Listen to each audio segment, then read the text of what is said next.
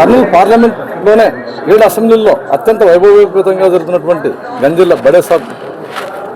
వరుసకు వచ్చేసినటువంటి భక్తాదులకు మరియు మా కర్నూలు పార్లమెంట్ ప్రజలకు అంతేగాక ఇతర ప్రాంతాలకు చేసినటువంటి భక్తాదులందరికీ ప్రతి ఒక్కరికి పేరు పేరున శుభాకాంక్షలు తెలియజేస్తా ఉన్నాను. ఇందాక గౌరవ ఎమ్మెల్యేలు శాసనసభ్యులు చెప్పినట్లు ఈ దర్గా ఈ ఉరుసును బ్రహ్మాండం జరపడమే కాక ఈ ప్రాంత అభివృద్ధిలో మేమిద్దరం ఒక దేవతల మాదిరిగా పనిచేస్తామని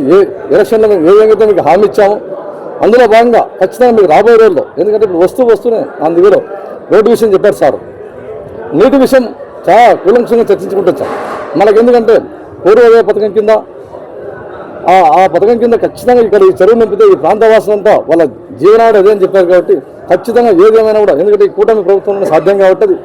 ఏదైనా మీకు ఎందుకంటే మీరు బాగా చూశారు. గౌరవ ముఖ్యమంత్రి ఎప్పుడు కర్నూలు పార్లమెంట్ సందర్శించినా కూడా మొట్టమొదటి మనకు వచ్చే 2 ప్రాంతాలకి సార్ ఎప్పుడు వచ్చినా కూడా ఎమ్మెల్యే అంటే బాగా చాలా ఇష్టం సార్కి.